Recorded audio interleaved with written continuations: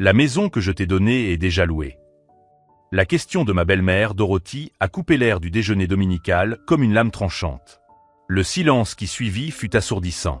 Ma femme Jennifer s'arrêta de mâcher en plein milieu d'une bouchée, mon beau-frère Brad faillit s'étouffer avec son vin, et ma belle-sœur Lisa laissa tomber sa fourchette dans son assiette avec un bruit métallique qui résonna dans toute la salle à manger.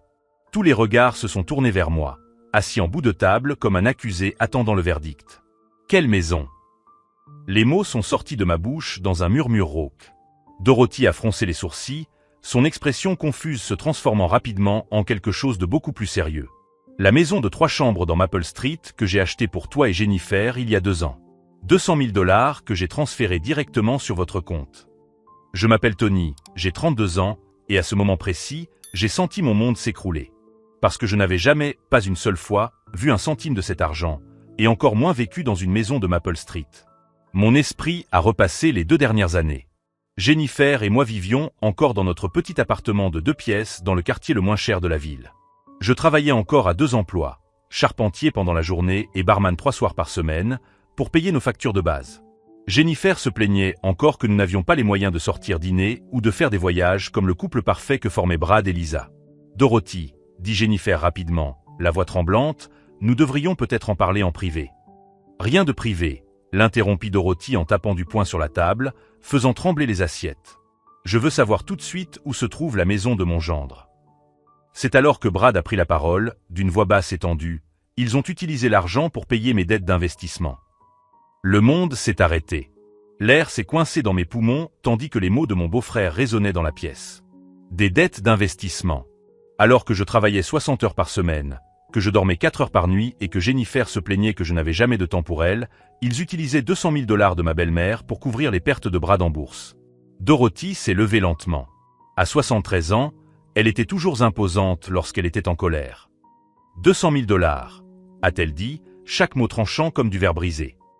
200 000 $ qui auraient dû permettre à Tony et Jennifer de fonder une famille dans la dignité, au lieu que Tony se tue à la tâche.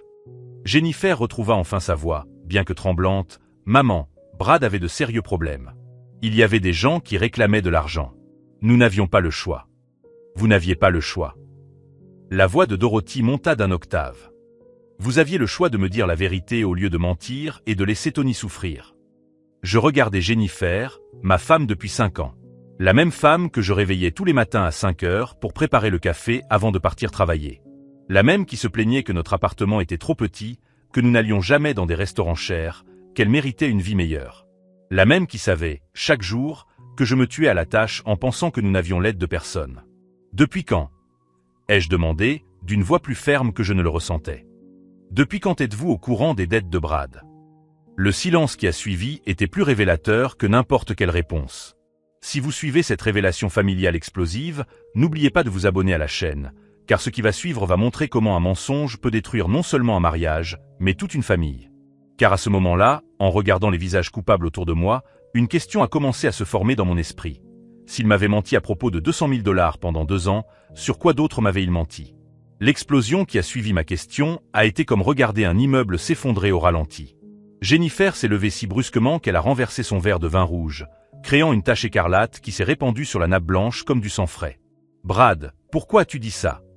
a-t-elle crié, la voix brisée par le désespoir. « Parce que je ne peux plus mentir », répondit Brad en passant ses mains dans ses cheveux bruns. « Regarde-le, Jennifer. Regarde ce que nous avons fait à notre propre beau-frère. » Et c'est exactement ce que tout le monde fit, ils me regardèrent. J'étais assis là, âgé de 32 ans et pesant 65 kilos, alors que j'aurais dû en peser au moins 80. Ma chemise de travail bleue, la même que je portais le week-end parce que c'était l'une des rares que j'avais, pendait sur mon corps comme un épouvantail. Les profondes cernes sous mes yeux racontaient l'histoire de moi passé à dormir 4 heures par nuit entre 2 emplois. Dorothy s'est approchée de moi et m'a touché l'épaule avec une délicatesse qui m'a presque fait m'effondrer. « Raconte-moi tout, Tony.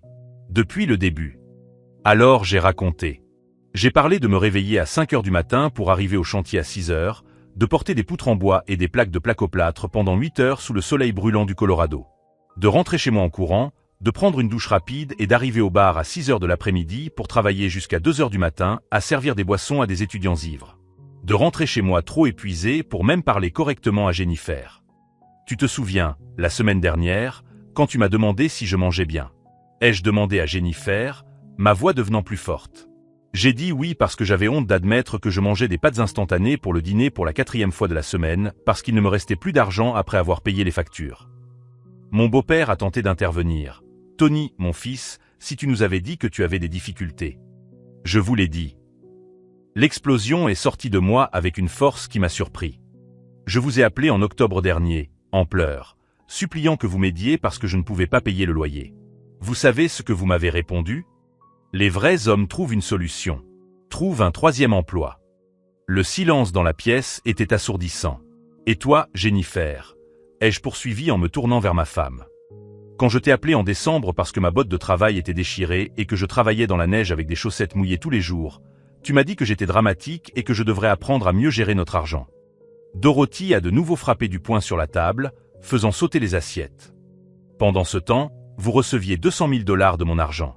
De l'argent qui était spécifiquement destiné à lui. Brad a finalement trouvé le courage de reprendre la parole. Ce n'était pas seulement l'argent de la maison, grand-mère Dorothy. Mon sang se glaça. Quoi d'autre? Tony n'a jamais eu de problème pour payer ses dépenses de base, dit rapidement Jennifer. Nous avons toujours. Toujours quoi? Brad l'interrompit en me regardant avec des yeux pleins de culpabilité. On lui a toujours menti? Grand-mère Dorothy n'a pas seulement envoyé 200 000 $ à la maison, Tony. Elle envoie 1 500 $ chaque mois depuis 2 ans pour aider le jeune couple. Les chiffres m'ont frappé comme un coup de poing dans l'estomac.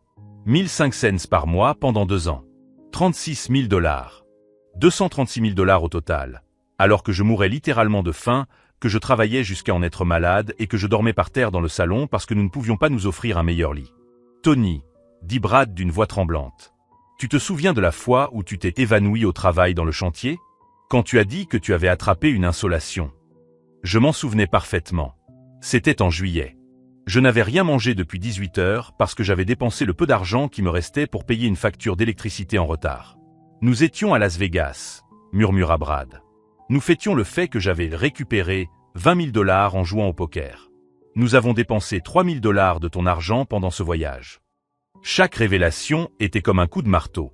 Je me suis levé de ma chaise, les jambes tremblantes, et je me suis dirigé vers la fenêtre de la salle à manger.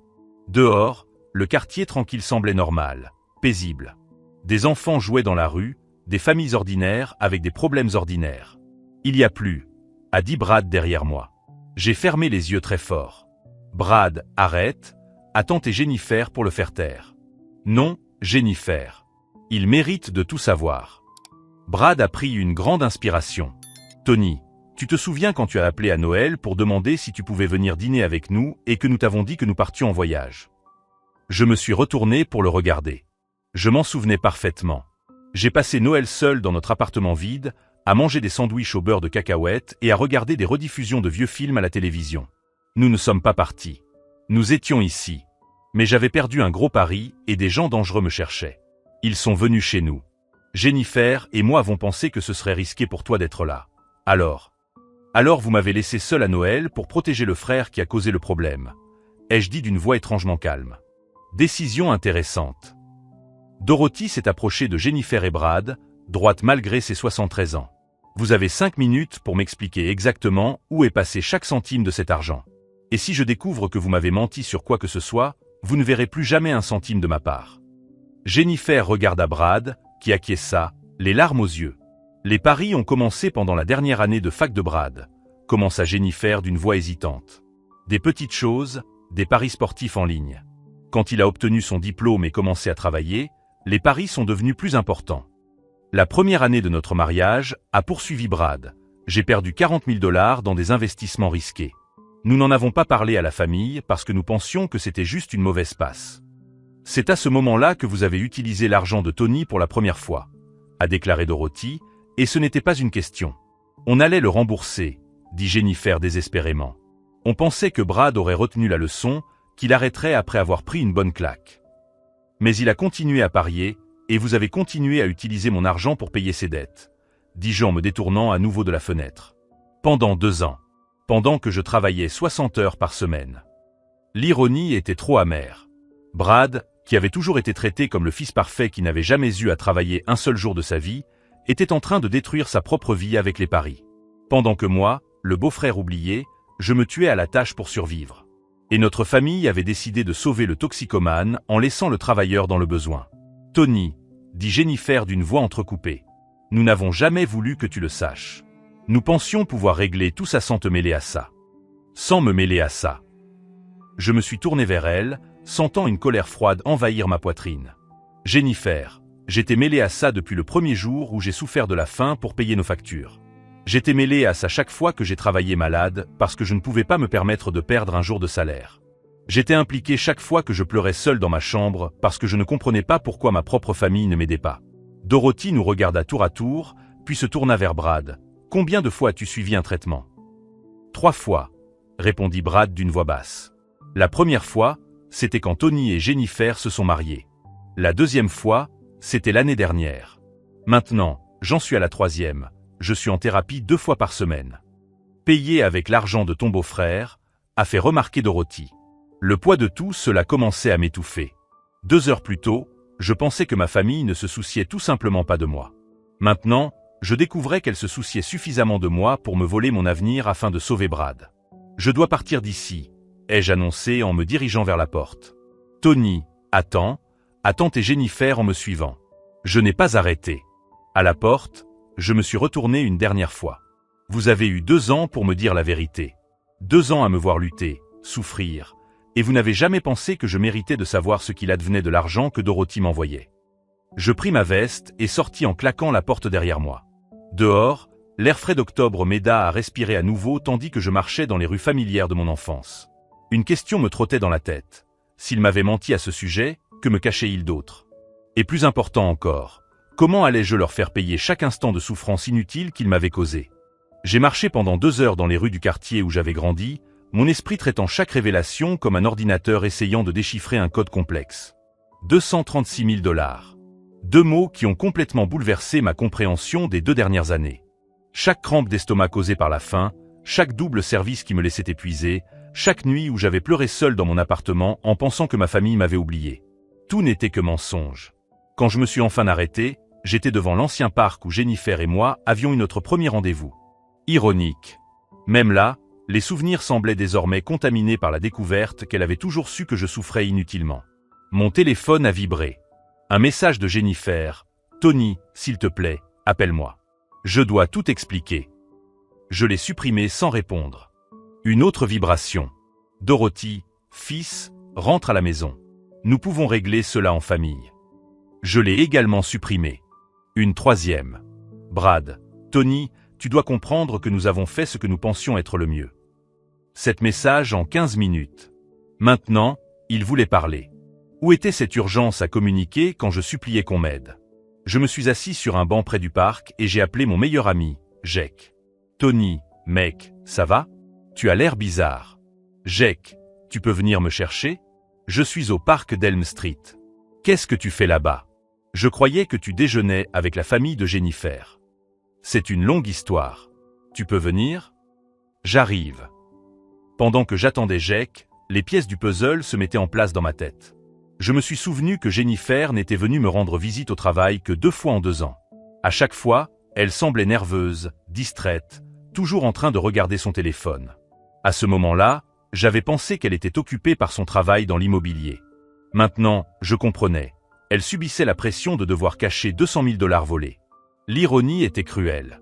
Alors que je transportais des poutres en bois pour payer nos factures, Jennifer utilisait mon argent pour financer les investissements risqués de Brad. Pendant que je dormais 4 heures par nuit entre 2 emplois, elle était dans les casinos de Las Vegas, jouant avec des fonds qui auraient dû me permettre de mener la vie digne que Dorothy avait prévue pour moi. Jake est arrivé 40 minutes plus tard, au volant de sa bruyante Honda Civic bleue. « Monte, mec. On dirait que tu as vu un fantôme. » Je suis monté dans la voiture et j'ai tout raconté pendant les 45 minutes qui nous ont ramenés à mon appartement. Jake conduisait en silence, lâchant quelques « mecs, je n'y crois pas » quand il arrivait aux passages les plus absurdes. « Laisse-moi comprendre, » a-t-il dit quand nous sommes arrivés à mon immeuble. « Ta famille a volé 236 000 $ à ta belle-mère qui t'était destinée, ils ont tout dépensé pour payer les dettes d'investissement de Brad, et ils t'ont menti pendant 2 ans alors que tu mourais presque de faim. » En gros, oui. Et ils ne t'ont avoué la vérité que parce que ta belle-mère leur a demandé devant tout le monde où était l'argent. Exactement. Jake secoua la tête. Mec, c'est un crime. Littéralement un crime. Nous montâmes dans mon appartement au 3e étage. Le contraste était choquant après ce que je venais de découvrir. Des meubles bon marché, un réfrigérateur presque vide, des factures empilées sur la table basse. Tout cela alors que les 200 000 $ qui m'appartenaient finançaient la vie confortable de Jennifer et les paris risqués de Brad. « Jake », dis-je en m'asseyant sur mon lit étroit. « Tu penses que je suis idiot de ne jamais m'être douté de rien? Mec, tu faisais confiance à ta femme. Ça ne fait pas de toi un idiot, ça te rend humain. » Il s'assit sur la chaise devant l'ordinateur. « La question est, qu'est-ce que tu vas faire maintenant ?» C'était la question. Pendant 2 heures, en marchant dans les rues, je me suis concentré sur le choc, la trahison, le calcul cruel des 236 000 $. Mais Jake avait raison. Il fallait maintenant agir. Je ne sais pas, ai-je admis. Une partie de moi veut appeler la police. Une autre partie veut simplement couper tout contact avec eux pour toujours. Et Dorothy. Je me suis souvenu de l'expression de ma belle-mère lorsque la vérité a éclaté. À 73 ans, elle était toujours intimidante lorsqu'elle était en colère. Elle était plus qu'en colère. Elle était déçue. Et c'était pire. Mon téléphone a sonné à nouveau. Cette fois, c'était Dorothy. « Réponds », m'a dit Jake. Au moins, elle ne t'a pas menti. « Allô? Tony, où es-tu? Jennifer est ici en train de faire une scène, elle dit que tu t'es enfui et qu'elle s'inquiète. Je suis chez moi. Je ne me suis pas enfui, je suis juste parti avant de dire quelque chose que j'aurais regretté. Intelligent. Il y eut un silence. Tony, j'ai des choses à te dire. Des choses que j'ai découvertes après ton départ. Mon estomac se noie. Il y a autre chose? Beaucoup plus. Mais je ne vais pas te le dire au téléphone. Tu as quelque chose de prévu demain après-midi? Je dois travailler au chantier, mais je peux m'absenter. Non, ne manque pas le travail à cause de cette histoire. Ils t'ont déjà causé assez de tort. Sa voix était ferme. Es-tu libre mercredi après-midi après 14 heures? Parfaitement. Je passe te chercher à ton appartement à 14h30. Nous devons avoir une longue conversation. Après avoir raccroché, Jake m'a regardé avec impatience. Il y a autre chose, dit-il. Je ne sais pas quoi, mais d'après le ton de Dorothy, ce que nous avons découvert aujourd'hui n'est que la partie émergée de l'iceberg. Je passais toute la nuit éveillé, à fixer le plafond de ma chambre et à essayer d'imaginer les autres mensonges que ma famille m'avait racontés. S'ils avaient menti au sujet de 236 000 $ pendant 2 ans, sur quoi d'autre avaient-ils menti? Le lundi matin, je me suis réveillé avec une étrange lucidité. Alors que je me préparais pour une nouvelle journée à transporter des poutres sur le chantier, j'ai pris une décision. Je ne serai plus la victime passive de cette histoire. Jennifer avait choisi Brad plutôt que moi. Elle avait choisi de mentir plutôt que de demander de l'aide honnêtement. Elle avait choisi de me faire souffrir pour protéger son frère à problème. C'était maintenant à mon tour de faire des choix. Première décision, tout documenter. Chaque message, chaque appel, chaque tentative de leur part pour minimiser ou justifier leurs actes. Deuxième décision, découvrir exactement l'étendue des dégâts qu'ils avaient causés. Pas seulement sur le plan financier, mais aussi sur le plan scolaire, émotionnel et physique. Troisième décision, décider comment ils allaient payer pour cela. Car une chose était sûre, ils allaient payer. En me brossant les dents, j'ai regardé mon reflet dans le miroir. Mon visage émacié, mes cernes, l'apparence de quelqu'un de bien plus âgé que 32 ans. 2 années de souffrances inutiles inscrites sur ma peau. Mais derrière la fatigue, j'ai vu quelque chose de nouveau. Une détermination froide qui n'avait jamais été là auparavant. Jake avait raison sur un point. C'était un crime. Et les criminels doivent assumer les conséquences de leurs actes. Sur le chantier, pour la première fois depuis des mois, je ne me sentais pas épuisé en transportant les poutres en bois. Chaque mouvement était alimenté par une énergie différente. L'énergie de quelqu'un qui avait enfin compris qu'il avait été trompé et qui avait décidé d'agir. Mon superviseur, Carlos, a remarqué la différence. Tony, mec, tu as l'air différent aujourd'hui. Moins, je ne sais pas, moins brisé. Je vais bien, Carlos. En fait, pour la première fois depuis longtemps, je vais vraiment bien. Pendant la pause déjeuner, en mangeant mon sandwich au beurre de cacahuète, ironiquement, le même que je mangeais quand je pensais que nous n'avions pas d'argent, j'ai commencé à faire une liste sur mon téléphone. Une liste de questions auxquelles Dorothy répondrait mercredi. Une liste de preuves que je devais rassembler. Une liste de personnes qui pourraient m'aider. Et en haut de tout cela, une seule question qui me trottait dans la tête. Si Jennifer était prête à me voler 236 000 $, de quelles autres trahisons était-elle capable? La réponse à cette question allait arriver plus tôt que je ne le pensais. Car le mercredi à 14h30, lorsque Dorothy m'en dirait beaucoup plus sur ce qu'elle avait découvert, je comprendrais enfin que ce n'était pas seulement mon argent qui avait été volé. C'était toute ma vie. Le mercredi à 2h30 pile, Dorothy était dans le parking de mon immeuble au volant de sa Mercedes classe C noire. À 73 ans, elle conduisait toujours avec la précision de quelqu'un qui a bâti un empire à partir de rien et qui n'a jamais perdu le contrôle de quoi que ce soit. Monte, Tony. Nous avons beaucoup de choses à discuter.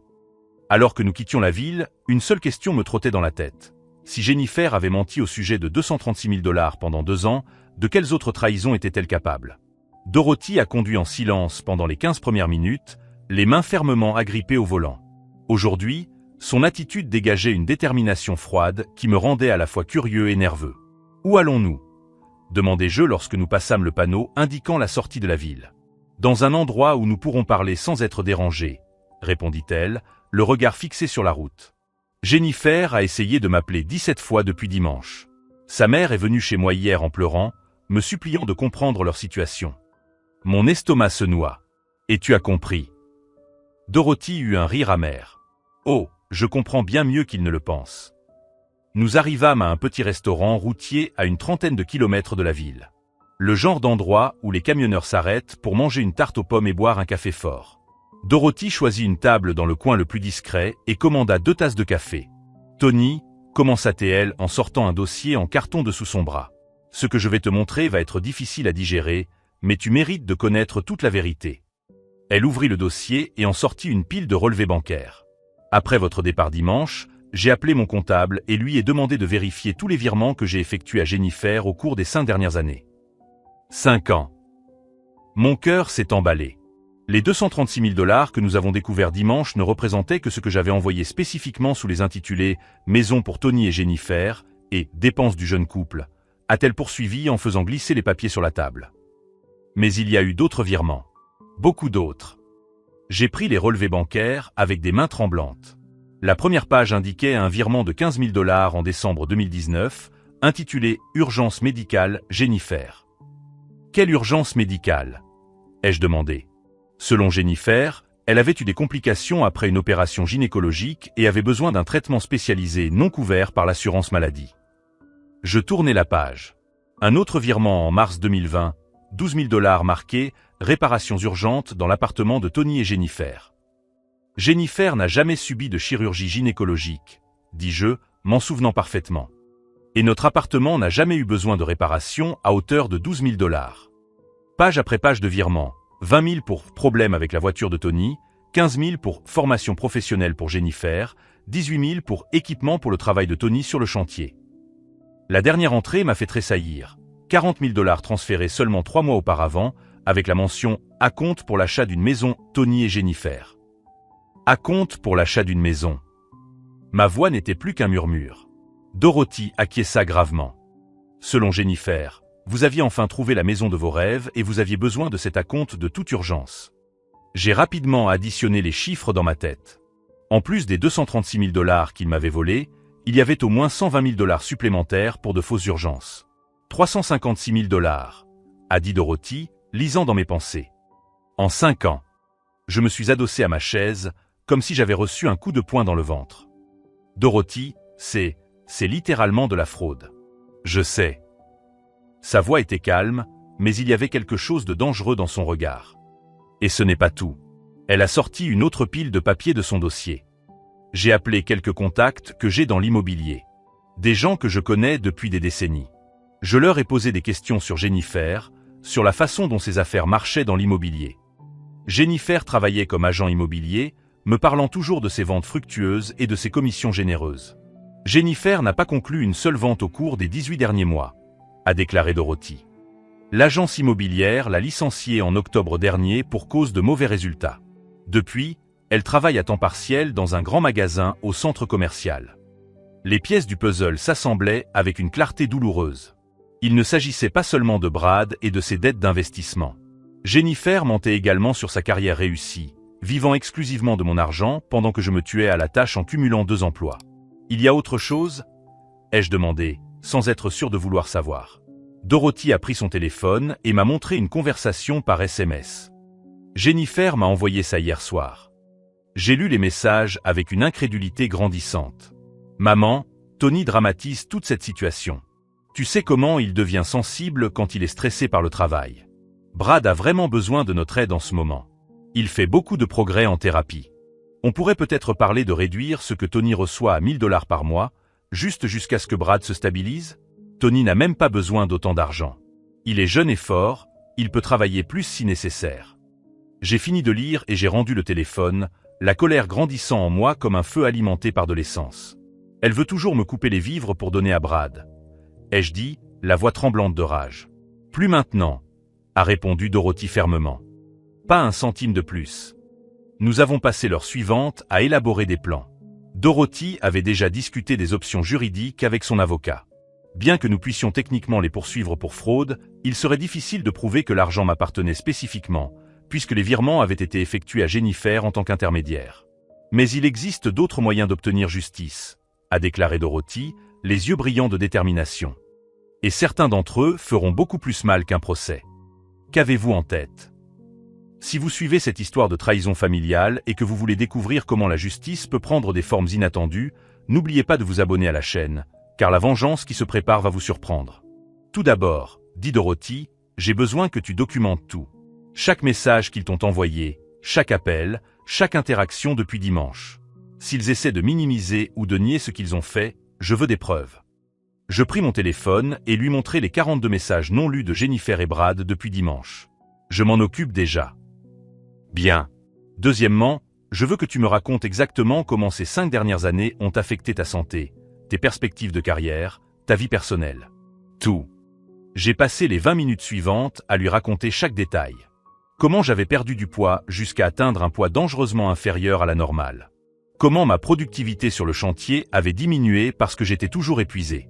Comment j'avais raté des opportunités de promotion parce que je ne pouvais pas suivre de formation en travaillant 60 heures par semaine. Comment ma relation avec Jennifer s'était détériorée parce que je n'avais jamais l'énergie pour rien d'autre que travailler et dormir. Dorothy notait tout dans un cahier, son visage s'assombrissant à chaque détail révélé. Troisièmement, dit-elle lorsque j'eus terminé, je veux que vous acceptiez quelque chose que je vais vous proposer, même si cela peut vous sembler excessif au premier abord. Qu'est-ce que c'est? Je vais transférer 500 000 $ sur un compte que j'ouvrirai spécialement pour vous. Ce n'est pas de la charité. C'est une restitution. C'est ce que vous auriez dû recevoir dès le début, avec des intérêts pour les 5 années de souffrance. J'ouvris la bouche, mais aucun son n'en sortit. De plus, continua-t-elle, je veux que vous arrêtiez immédiatement de travailler. Concentrez-vous uniquement sur votre santé. Suivez les cours que vous avez toujours voulu suivre. Reconstruisez votre vie. Dorothy, je ne peux pas accepter autant d'argent. Vous le pouvez et vous le ferez. Sa voix ne laissait aucune place à la discussion. Tony, au cours des 5 dernières années, j'ai donné plus de 350 000 $ à ta famille sur la base de mensonges. 500 000 $ pour toi, sur la base de la vérité, c'est le moins que je puisse faire. Et Jennifer. Dorothy rangea les papiers dans le dossier avec des gestes précis.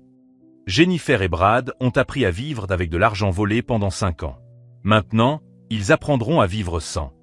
Mais il y a quelque chose de plus important, dit-elle en me regardant droit dans les yeux. J'ai besoin que vous me disiez exactement ce que vous comptez faire de cette information. La question resta en suspens entre nous. Pendant 3 jours, j'avais ressenti de la colère, de la trahison, de l'incrédulité. Mais maintenant, avec toute l'étendue du mensonge révélé, je sentais quelque chose de différent se solidifier en moi. Je veux qu'ils ressentent exactement ce qu'ils m'ont fait ressentir, ai-je dit lentement. Je veux qu'ils connaissent le désespoir de ne pas savoir comment ils vont payer leurs factures. Je veux qu'ils ressentent l'humiliation d'avoir à supplier pour obtenir de l'aide et d'être rejetés. Dorothy a acquiescé.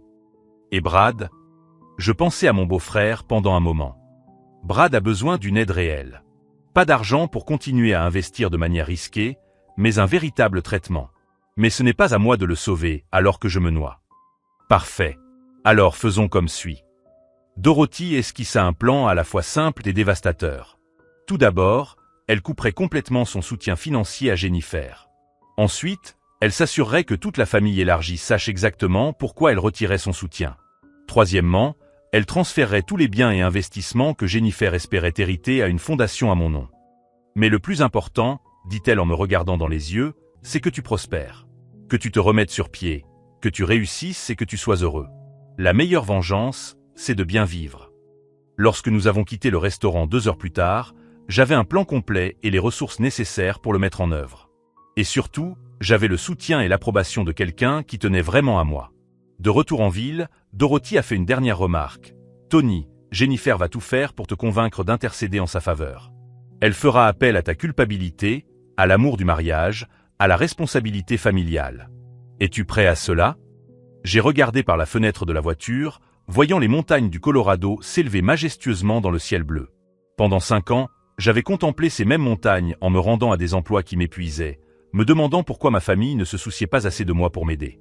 Maintenant, je savais qu'ils s'en souciaient suffisamment pour me voler. « Je suis prêt », ai-je répondu. Et pour la première fois depuis des années, j'ai vraiment cru en mes propres mots. Car la guerre ne faisait que commencer. Et cette fois, j'avais les armes nécessaires pour gagner. La première bombe a explosé le lundi matin. Dorothy a appelé Jennifer pour lui demander de la rejoindre à la banque afin de revoir certains investissements, comme elle l'a dit naturellement. Pendant ce temps, pour la première fois en 5 ans, je n'étais pas pressé d'aller travailler. C'était une sensation étrange, presque irréelle. À 2 heures de l'après-midi, mon téléphone a sonné. « C'est fait », a simplement dit Dorothy. J'ai clôturé tous les comptes, annulé tous les virements automatiques. Jennifer est devenue pâle quand je lui ai montré les relevés. 2 heures plus tard, mon téléphone a explosé. « Jennifer, Tony, ta belle-mère est devenue folle. Tu dois lui parler. » « Brad, mec, Dorothy a tout coupé. On ne peut même plus payer les factures de base. » Je les ai toutes ignorées. Le mardi, Dorothy est passée à la 2e phase. Elle a raconté à toute la famille exactement ce qu'il m'avait fait. Mon téléphone n'arrêtait pas de sonner. « Tante Carole, 356 000 $. Tony, comment as-tu survécu ?» Je lui ai expliqué brièvement. Quand j'ai eu fini, elle était furieuse. Je vais parler à Jennifer. C'est impardonnable. L'histoire s'est répandue comme une traînée de poudre. Chaque appel de parents indignés était une source de soutien supplémentaire que Jennifer perdait à jamais. L'explosion a eu lieu vendredi. Jennifer est arrivée à mon appartement, désespérée. « Tony, tu dois arrêter ça. On ne peut pas payer le loyer sans Dorothy. Comment s'est passé ton travail au grand magasin cette semaine ?» ai-je demandé calmement. Elle pâlit. « Comment l'as-tu su ?»« Jennifer, tu m'as menti sur ta carrière florissante pendant que tu me volais. Dorothy a découvert que tu avais été licencié de l'agence immobilière il y a 18 mois. Je peux trouver de l'argent, dit Jennifer désespérément. J'ai quelques économies. Des économies. Je ris amèrement. Tu veux dire les 356 000 $ qu'ils m'ont volés? La confrontation que j'avais imaginée eut lieu samedi. Dorothy convoqua une réunion chez elle pour clarifier définitivement la situation financière. J'arrivais avec un dossier contenant toutes les preuves. Jennifer et Brad semblaient avoir vieilli de plusieurs années. Brad évitait mon regard. « Eh bien », commença Dorothy en sortant des documents de son porte-documents. « J'ai annulé tout soutien financier. Je suis venu aujourd'hui pour officialiser d'autres changements. » Elle posa un document sur la table. « Cette maison est transférée à Tony. » Jennifer pâlit. « Maman, tu ne peux pas faire ça. »« Je peux et je le fais, » dit Dorothy fermement. Et ce n'est pas tout. C'est alors qu'elle a révélé le rebondissement auquel même moi ne m'attendais pas. « Tony, » a dit Dorothy, « j'ai découvert hier quelque chose que tu dois savoir. » Elle a sorti une autre pile de papier. Jennifer n'a pas seulement menti au sujet de son travail. Elle a ouvert 3 cartes de crédit à ton nom au cours des 2 dernières années. Mon sang se glaça. Quoi? 78 000 $ de dettes dont tu ne savais rien. Toutes utilisées pour couvrir ses dépenses personnelles et les dettes de Brad. Jennifer se leva, tremblante. « Tony, j'allais te le dire. »« Quand ?» criai-je, perdant enfin mon sang-froid. « Quand la maison serait saisie. Quand il viendrait m'arrêter pour des dettes que je n'ai pas contractées. »« Il y a plus, » dit Dorothy, d'une voix dangereusement calme. « Jennifer, dites à votre mari que vous avez contracté un emprunt de 40 000 $ la semaine dernière en mettant la maison en garantie. » Le silence qui suivit fut assourdissant. « Quel prêt ?» demandai-je, d'une voix étrangement calme. Je pensais qu'on pourrait s'arranger. Jennifer se mit à pleurer. Dorothy posa le dernier document sur la table. Voici le contrat de prêt. Jennifer a utilisé de fausses informations sur ses revenus et a mis votre maison en garantie. Le paiement est dû dans 30 jours. C'était comme voir un immeuble s'effondrer. Non seulement on m'avait volé 356 000 $, mais on avait contracté une dette de 118 000 $ à mon nom et hypothéqué notre maison. Jennifer, dis-je en me levant lentement, tu as complètement détruit notre vie financière. Tony, on peut s'en sortir ensemble. Ensemble. Je l'ai regardé. Pendant 5 ans, tu m'as menti, volé et fait travailler 60 heures par semaine en me faisant croire que nous n'avions pas d'argent. Et maintenant, je découvre que non seulement tu as dépensé mon argent, mais que tu m'as endetté de 118 000 $ dont je ne savais même pas l'existence. Dorothy s'est approchée de moi. Tony, j'ai déjà parlé à mes avocats. Nous pouvons annuler le prêt pour fraude et transférer toutes les dettes à Jennifer.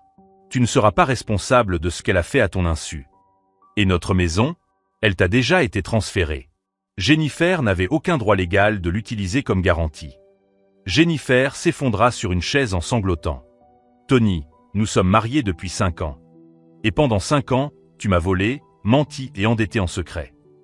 J'ai pris les clés que Dorothy m'avait données. Tu as 30 jours pour quitter la maison. Tony, s'il te plaît. La réponse est non. Je me suis dirigé vers la porte. Pendant des années, j'ai supplié qu'on m'aide et vous m'avez dit de trouver un 3e emploi. Maintenant, vous pouvez supplier quelqu'un d'autre. Je suis sorti de la maison et j'ai respiré l'air libre de quelqu'un qui avait enfin le contrôle de sa vie. Mais alors que je marchais vers la voiture de Dorothy, une dernière question me trottait dans la tête. Si Jennifer avait été capable de créer des dettes secrètes de 118 000 $, quelles autres bombes à retardement étaient encore cachées? La réponse allait arriver plus tôt que je ne le pensais. Et ce serait la révélation la plus dévastatrice de toutes. 6 mois plus tard, j'étais assis dans le bureau du nouveau cabinet d'architecture que Dorothy m'avait aidé à ouvrir, en train de revoir les derniers documents de ma nouvelle vie. Les conséquences pour Jennifer ont été dévastatrices. Sans le soutien de Dorothy, elle a dû se déclarer en faillite personnelle lorsque ses créanciers ont découvert ses dettes frauduleuses. Le prêt de 40 000 $ a été annulé pour fraude, mais les dettes de carte de crédit sont restées à son nom. Brad a finalement touché le fond. Sans argent pour financer ses investissements risqués, il a perdu son appartement et a dû emménager dans une chambre louée. La dernière fois que j'ai eu de ses nouvelles, il travaillait à temps partiel dans un garage, essayant de réunir l'argent nécessaire pour suivre un véritable traitement contre son addiction au jeu. Jennifer a essayé de m'appeler 63 fois au cours des 2 premières semaines.